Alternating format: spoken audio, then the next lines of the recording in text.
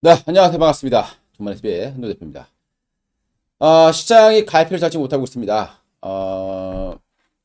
시장은 계속해서 어려운 모습이고요. 미국의 국채 금리가 3% 10년물이 넘어가고 있는 그런 상황입니다. 환율도 계속 올라가고 있는 그런 모습이고요. 전반적인 상황을 보게 되면 시장이 올라갈 수 없다. 이렇게 이미 시장은 각오를 하고 있다라고 보시면 되겠습니다. 자, 이렇게 시장이 가지 못한다라고 하면 사실 주식 투자를 하시는 분들 중에서 대형주로 수익 낼 가능성 굉장히 희박하다라고 보시면 되겠죠. 그래서 지금 같은 시장에서는 좀 테마주들이 막 우후죽순 쏟아져 나오는 그런 장세이기 때문에 다만 이제 테마주들은 굉장히 급등했다가 수직으로 떨어지기 때문에 초기에 잡지 않는다면 굉장히 위험할 수 있다고 보시면 되겠습니다. 최근에는요, 이 우크라이나 전쟁 복구 테마주들이 벌써부터 급등을 하고 있는 그런 모습입니다. 자, 이걸 끌어올리는 세력들의 심리를 알으셔야 되는 거죠. 자, 어떤 심리와 비슷하느냐를 보게 되면 이 세력들은 확산을 일단 좋아합니다.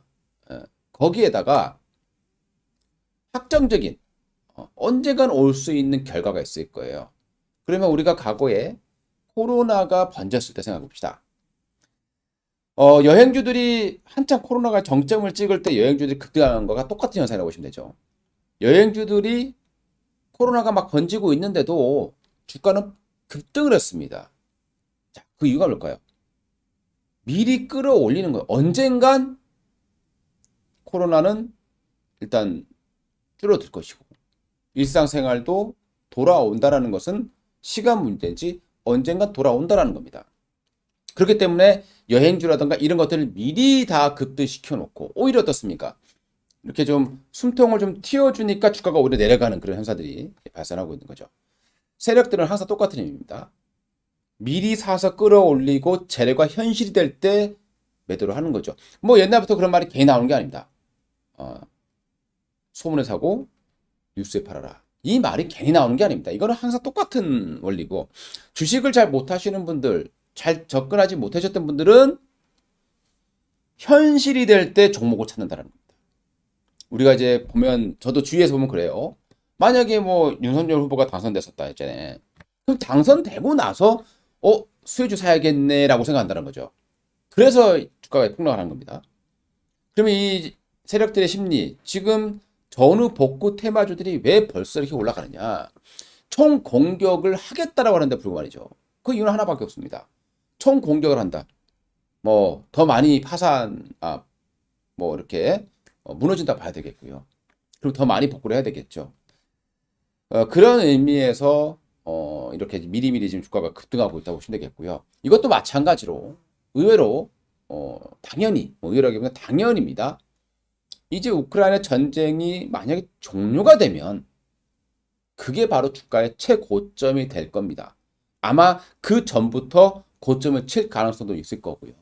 그래서 그런 부분을 생각해 보시면 되겠고요. 그럼 결국에는 우크라이나 전쟁도 언젠가 끝난다라는 겁니다. 그렇기 때문에 대놓고 마음 놓고 끌어올 수 있는 거죠. 그래야 나중에 정말 전쟁이 끝났을 때 아주 쉽게 물량을 팔아먹을 수 있기 때문에 그런 현상들이 발생한다고 보시면 되겠습니다. 그럼 지금 현재 상황을 보게 되면 이미 많이 또 급등주들이 지금 나오고 있는 그런 상황입니다. 그 종목들을 한번 우리가 훑어봐야 될 것 같은데 뭐 지금 사자 이런 의미보다는 어, 지금 이제 어떤 매수가 들어오는 초기의 모습이기 때문에 아직 못 갔던 수혜주들도 분명히 있을 거라는 거죠. 테마주는 어떻게 매매를 하시냐면 여러분들 테마주는 처음 발생할 때는 후발주, 그러니까 못 오른 미노출된 종목들 사셔도 됩니다. 그런데 추가해서 다 이제 후발주들까지 다 급등했다가 선도주까지 급락을 했다라고 했을 때는요. 반등파가 나올 때는 무조건 대장주만 반등이 나오는 거죠. 그럼 현재 대장주는 뭐 우리 현대 에버다임하고 데모입니다. 근데 사실 이게 실제 수혜주가 되겠느냐라고 보게 되면 그럴 가능성은 좀 희박하다라고 봐야 될 겁니다. 실제 실적하고는 무관하게 움직이는 게 바로 테마주고요. 그럼 정말 수혜주가 뭘까라고 보게 되면 당연히 중장비 업체가 되겠죠. 그런데 자, 여러분들 그 중장비 업체들 한번 주가를 보겠습니다. 대표적인 수혜주하면 두산 바퀴시 되겠죠. 글로벌적으로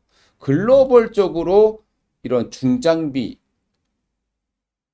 공급하는 업체입니다. 뭐 소형, 불도저, 휠 로더라고도 하죠. 그리고 뭐 굴삭기, 뭐 여러 가지 업체 그런 제품들을 만들고 있지 않습니까? 그런데 이런 두산 바켓 같은 정말 수혜주는 주가가 가지를 못하고 있는 상황입니다. 왜냐하면 대형주기 때문이죠. 그러니까 지금 시장 자체가 환율이 올라가고 외국인이 파는 시장이고 이렇기 때문에 대형주들의 매수가 없는 거죠. 이런 종목들을 조막손들이 올릴 수 있겠습니까? 못 올린다라는 겁니다. 결국에는 지금 이 테마주라는 것은 조막 세력들, 큰 세력도 아닙니다. 조막손들이 움직이는 거예요. 그렇기 때문에 주가도 굉장히 급변동이 많다라고 보시면 되겠고요.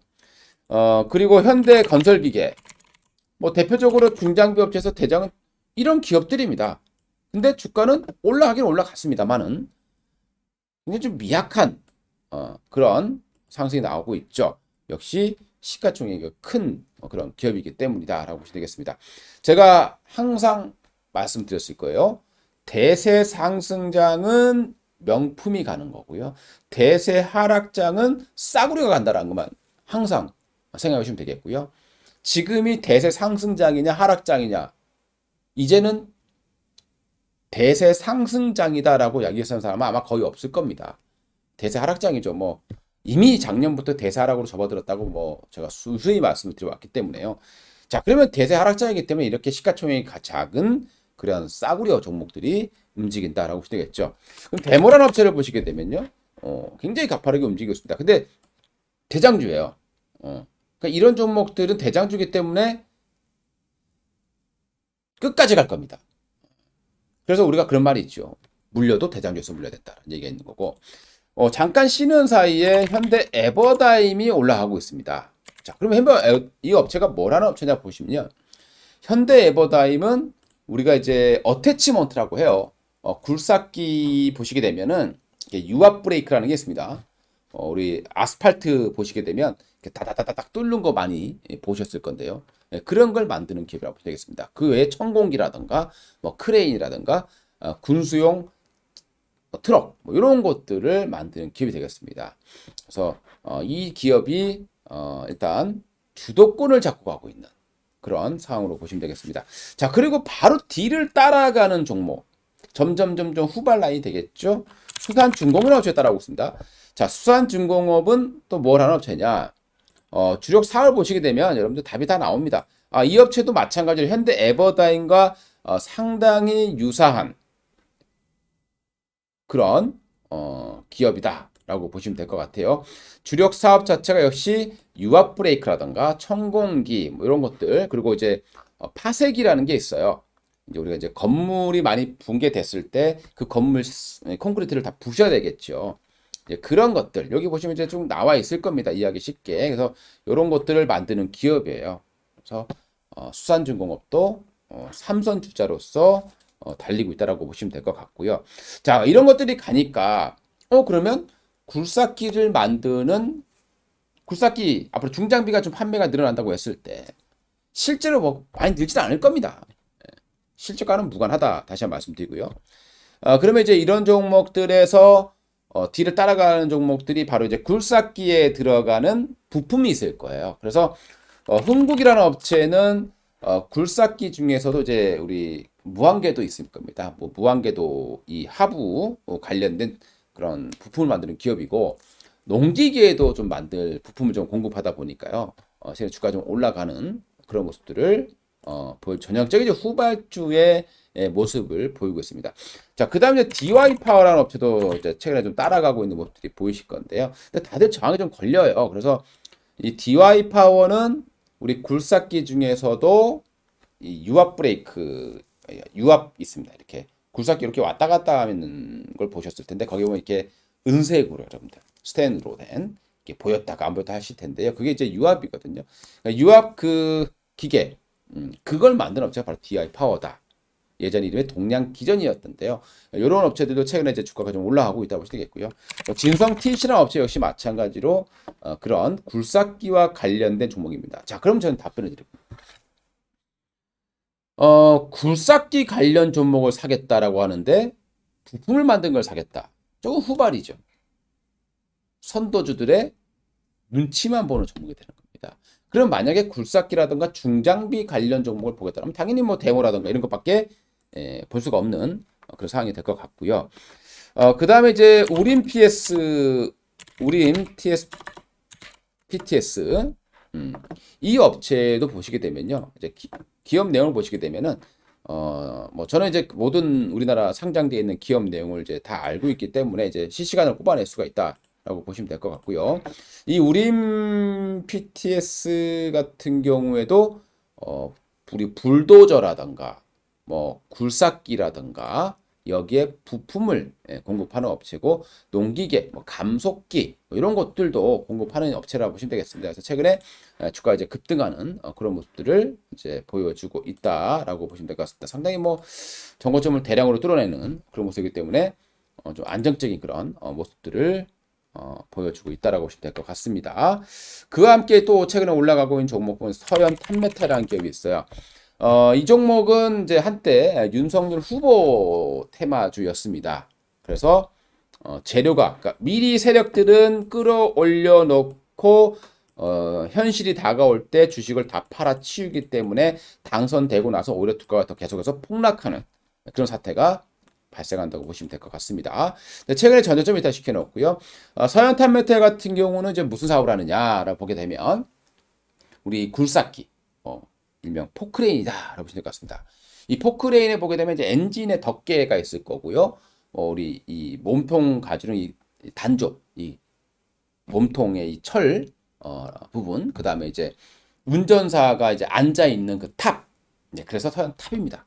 예, 원래 탑메탈이었어요. 우리 포크레인의 그 운전석 보였을 겁니다. 그 운전석의 그 탑, 예, 요거를 공급하는 업체라서 요것도 바닥권에서 좀 올라오는 그런 이제 굴삭기 부품 업체다라고 보시면 되겠고요. 그 다음에 이제 해인이라는 업체는 사실 저는 이게 올라오는 이유를 면밀하게 분석해 보면 얘는 수혜가 될 수가 없어요. 왜냐하면 우리가 이제 막연하게 이 업체는 그냥 캐타필라다. 캐타필라 하면 세계 최대의 중장비 업체잖아요. 여러분들 많이 보셨을 거예요. 그 고양이 그림 그려져 있는 우리 뭐 아스팔트라든가 보실 때 많이 보셨을 텐데 그거를 국내에 수입하는 업체입니다. 그러니까 수입해서 해외에 팔 수가 쉽지 않겠죠. 그러면 만약에 이 캐타필라가 우크라이나에 팔겠다라고 하면 직접 팔죠. 이 업체는 그냥 국내의 유통업체예요. 실질적으로 국내에서만 파는 기업이라고 보시면 되겠죠. 수혜가 될 수가 없습니다. 예. 그런데 그냥 굴삭기라고 하니까 중장비라고 하니까 그냥 올라오는 그런 종목이다. 그만큼 시장 자체가 지금은 뭐 그냥 막연하다 이렇게 이해를 하시면 될 것 같고요. 뭐 요 정도면은 일단은 굴삭기라던가 중장비와 관련된 종목들은 어느 정도 이제 나왔다라고 보시면 될 것 같고요. 이게 이제 가다 보니까 또 이제 농기계 이제 우크라이나가 아마 종전을 하게 되면 이제 또 파종도 해야 될 거 아닙니까? 그래서 농기계 관련 종목들 대표적으로 TYM이 이제 상한가를 들어가는 그런 모습들을 보였고요. 그다음 대동이라는 기업. 그러니까 대표적으로 이제 우리가 농기계 하면 크게 세 개가 있어요. TYM 동양. 그다음에 이제 대동. 어렸을 때 많이 보셨을 겁니다. 대동하면 대표적으로 떠오르는 게 바로 이제 경운기 되겠죠. 그 외에 뭐 많이 있겠죠. 뭐 컴바인도 있을 거고 뭐 이런 이제 농기계에 관련된 제품들 대동 대동기업 뭐 이렇게 또 급등을 하는 그런 모습들을 보여주고 있는데요. 뭐 이거는 뭐 그거 말고도 이렇게 인플레이션 곡물가 폭등에 따른 또 수혜주다라고도 보실 수가 있을 것 같습니다. 그 다음에 대표적으로 또 이제 아세아텍이라는 기업이 있겠죠. 아세아텍도 대표적인 농기계 업체가 되겠습니다. 역시 전고점을 뚫어내면서 이미 이제 급등을 하는 그런 모습들을 보였다고 보시면 되겠고요. 이런 것들이 바로 그런 거예요. 아직 전쟁도 안 끝났는데 왜 올라가느냐? 바로 전쟁이라는 것은 언젠가는 다가올 현실이 되는 거죠. 그러면 만약에 여러분들 이 종목을 사셨던 분들이라면 어떻게 해야 되겠습니까? 우크라이나 종전의 기대감이 더 커질수록 오히려 고점일 가능성이 높아지겠죠. 그리고 종전이 선언되는 순간 또는 종전에 임박해지는 순간 주가가 고점일 가능성이 상당히 높다. 이렇게 여러분 판단하시면 되겠습니다. 그러니까 그럴 때 주식을 사지 마시라고 제가 지금 이 방송을 해드리는 겁니다. 뭐 제가 이 종목 지금 사시자 이런 얘기는 절대 아니라는 거 다시 한번 말씀드리고요.